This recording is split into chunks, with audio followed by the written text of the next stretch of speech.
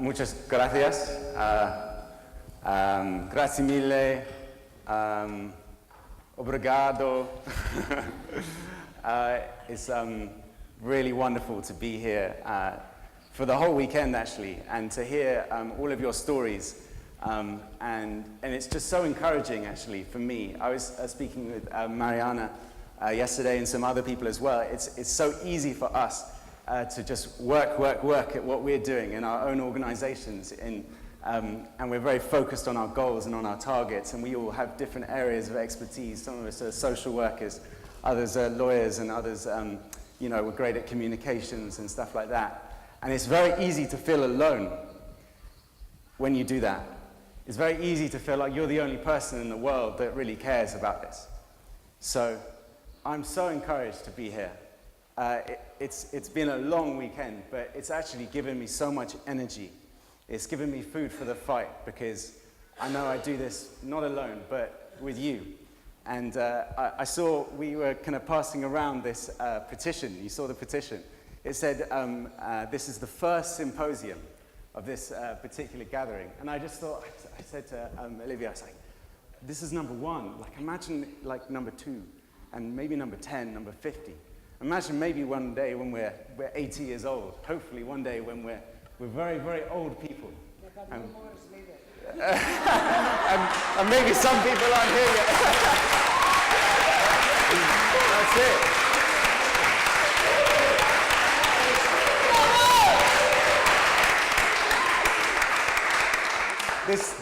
This is the reason why I wake up every day.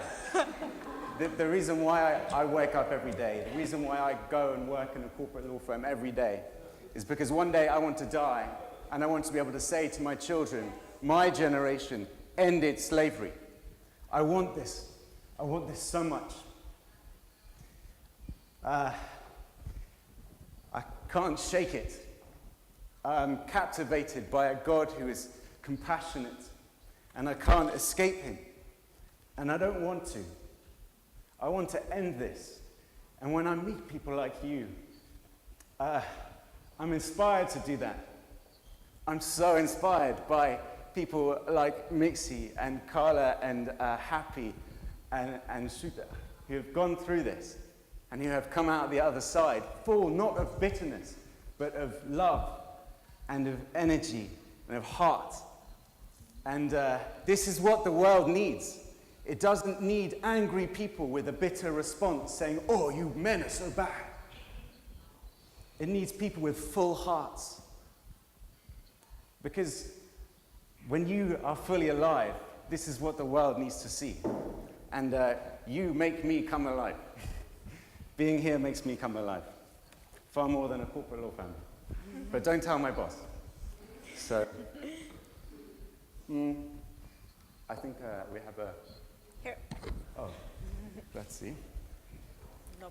So in 2013, I had the real honor of working for the International Justice Mission, otherwise known as IJM. They are a human rights agency that works globally to protect the poor from violence. And that violence will sometimes come in the form of bonded labor. It would sometimes come in the form of sex trafficking. It will sometimes come in the form of illegal land seizure or child abuse. And since 2004, they've recorded that they've given relief to 18,000 victims of violent abuse.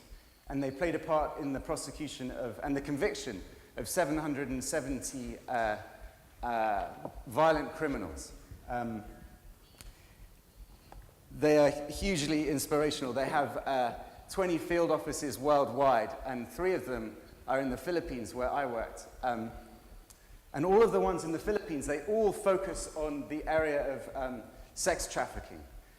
Sex trafficking in the Philippines is rife. It has been for decades, and particularly the trafficking of children. In the Cebu office where I worked, there were 35 members of staff. Some of them were social workers, who would offer victim support. They would be a first point of contact for victims when they're rescued out of trafficking. They'll have investigators who will work with local law enforcement, partner with them. They'll go undercover that orchestrates sting operations where perpetrators are arrested and where victims are rescued. And then they had lawyers who assist in the prosecution of sex traffickers. And that's what I was helping with when I was there. And all three of these groups, they work towards the same goal. And that is what they call structural transformation. It's the idea that what they do has a lasting impact. So that it's not just we go in, we blow out, we're done. But actually, it's the idea that through continual casework and continual partnership with government organizations, that you will see the systematic reform of justice systems. So that laws, they're not just beautiful poems, like someone said.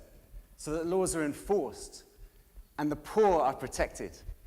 This is a vision of the coming kingdom of heaven. This is not just something that is remote to this earth. This is a spiritual endeavor, and this is why I want to talk to you about today a little bit. So like I said, my role there was as a legal fellow, which involved assisting in the drafting of court documents, of you would say like witness statements, drafting different submissions for our counsel, and hopefully seeing the conviction of perpetrators of human trafficking. But one of the things I used to do as well is I used to assist on sting operations. So what's a sting operation? Let me tell you a story. It was on a Friday evening when I was working in Cebu, and I was looking forward to a weekend off. I was looking forward to a weekend of like sunbathing and relaxing by a pool somewhere. But it wasn't to be. The chief investigator came into my office and he said to the lawyers, he said, tonight we're going to do a sting operation in downtown Cebu. And so he ordered us into a meeting room and he gave us a brief. He gave us all the intelligence that he had gathered. And he said that tonight we're going to be orchestrating a sting operation in downtown Cebu. So we went there, and it was on in a petrol station, like a gas station, you would say. And there we had undercover operatives. They partnered with local police, and they recorded the transaction of the sale of 2 girls and 2 boys. The girls and the boys were all under the age of 15, and they were all being sold for around about 80 euros each. So the operation went ahead very smoothly. The arrests were made, and the victims were taken away. And there begins a process for us as lawyers. This is where we come into our own. So from the point of arrest to the point of inquest, and some of you may be familiar with this, but you have 36 hours within which you must prove your case before a public prosecutor that there was probable cause that the perpetrator in front of you committed the crime of trafficking. So this 36 hours is like a day and a half. You don't sleep in that day and a half. You interview and you re-interview. You draft witness statements and you redraft them. You collaborate with your colleagues. You've got whiteboards full of diagrams, and you have lots of Filipino fast food and lots of cheap coffee. And it's a time where the whole team heaves together to try to have an understanding of what happened to these children. And it was during this time, in between arrest and inquest, that as I was analyzing all 5 of these victim affidavits, that I came across the story of a boy who I'm going to call Rico. His name is not Rico, but I will call him Rico to protect his identity now. When Rico was 8 years old, he was brutally raped by a 20-year-old man in his neighborhood. And news of this rape soon filtered through to a local group of pimps who didn't see this as an opportunity to protect Rico or to defend him. They saw this as an opportunity to groom him. And they said to him, you know what's happened to you, Rico? He's 8 years old. He said, what's happened to you? It's okay. It's fine. Come with us. We'll look after you. We know what it feels like. Come with us. Come just hang out with us. And so there began this process where Rico was started to be pimped out at the age of 8. When we met him, he was 12 years old. When we rescued him, he was 12 years old. He'd spent 4 years working the streets of Cebu. When I met Rico, he told me, exactly what was done to him, who did it to him, where it was done to him, how many times, what he was made to do. Suffice to say that after 4 years of working the streets of Cebu, from the years of 8 years old to 12 years old, within Rico's mind was this lie. There was this lie. He believed that he was valuable because of nothing more than the sexual services he could provide to people.